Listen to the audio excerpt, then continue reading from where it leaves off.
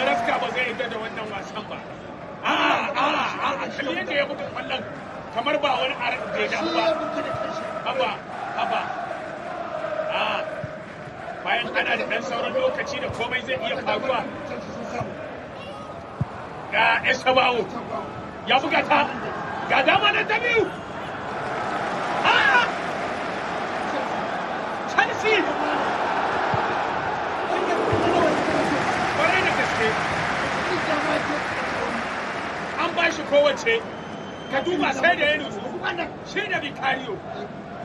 Nan dai gashi nan wannan gidan sai ya taho, kare ya sa hannunsa, ka buga. Gaskiya, Jawo Felix. Bugun abin nan ma za su yi ta da abin nan ba. A yayi wasa da dama. Chelsea ta zubar da dama. Lafiya.